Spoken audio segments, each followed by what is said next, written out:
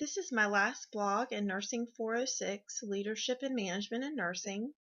In this blog, I'm supposed to be considered a chairperson on the search committee charged with making the decision of whether or not the interviewer, which was me, gets the position. So I'm going to start off with some questions that I need to answer in order to talk about why I would choose this candidate, which would be me.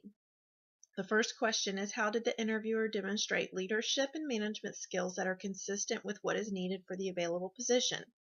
My answer to that would be that the interviewer definitely showed up professionally dressed. She was well versed in her conversation.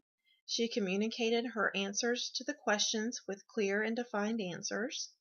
She understood her strengths and her weaknesses. What strengths did the interviewer demonstrate as they communicated their ability to lead and manage? The interviewer definitely seemed organized in her thoughts. She understood her leadership style. She understood her core values. She also understood emotional intelligence in dealing with people, conflicts, and issues. So those things that she communicated would definitely help her lead and manage a unit, a med-surg unit. What areas could she enhance? In the interview, she talked about her weaknesses being budgeting and fiscal responsibility. I feel like in those areas she could definitely enhance by getting a mentor that could help lead her and guide her to become independent in tackling those tasks of dealing with budgeting and fiscal responsibility. We could also get her enrolled in seminars, educational courses, and also online computer-based independent learning to teach her how to use programs and understand the math behind budgeting for a nursing unit. Would I hire this candidate? Why or why not? I would definitely hire this candidate. I think the most important thing is that she definitely talked about wanting to be successful, and being successful definitely has its definitive points. In saying that, I mean that in order to be successful, you have to show how you're being successful. It's something that's measurable, and if you get in that role, you have to show that you can be successful, that you've done this, you've done that, you've improved this, you've changed this.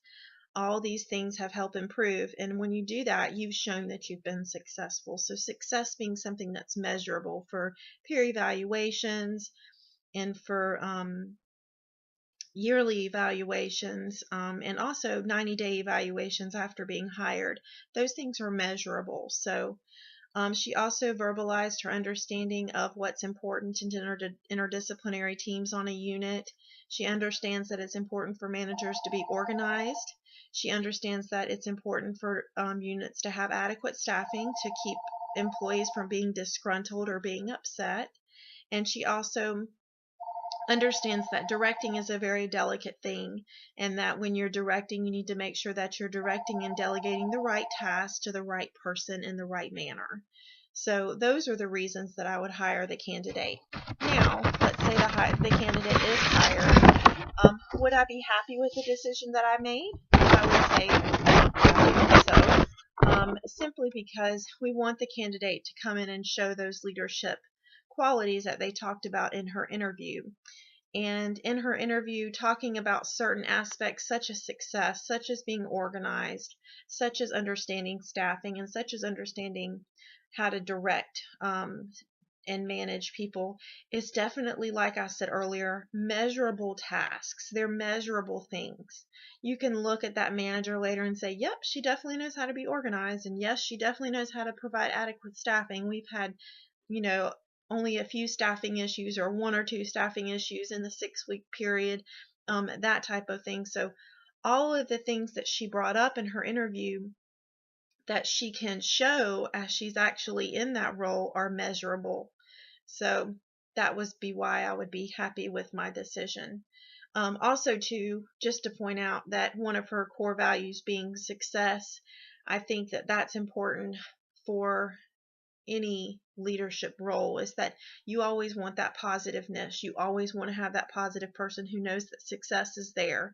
It may be hard to get there. It may be hard to acquire that success, but with teamwork and with hard work it can be done for a unit to run successfully and smoothly with happy employees and happy patients. So that would end that part of the blog, dealing with the interview and um, dealing with the resume and the cover letter. Now, what did I learn about myself through this course? Number one, I learned about my strengths and weaknesses as a leader.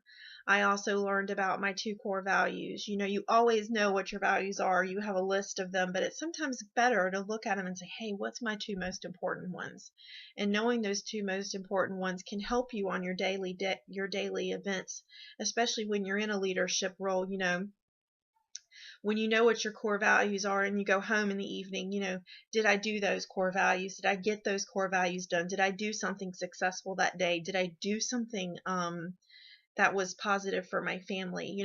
When you go through those core values, knowing at the end of the day that you've touched on those makes you feel like you've accomplished something and gives you the strength to go back and face the management tasks that you have awaiting you. Ways that I'm going to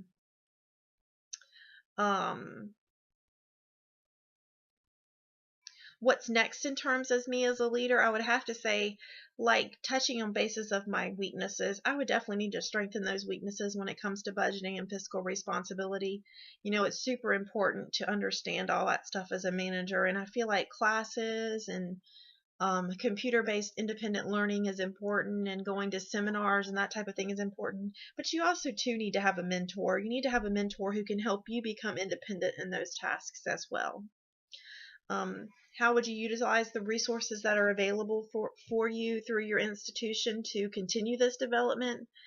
I know the company that I work for, they have lots of seminars. They have lots of educational opportunities for leaders to learn how to lead and to learn how to do things productively on a unit, and how to increase patient satisfaction, how to increase staff retention, and how to budget and staff appropriately. So I would definitely utilize all those educational resources and independent computer-based learnings. It also talks about indicating the number of blogs that I've posted during this course, and during this course I've posted 4 blogs. I've done 2 discussion questions. I've done, of course, the interview assignment, and I've done it's off the top of my head, the cover letter and the resume. I did that as well. And I also participated in the wiki, and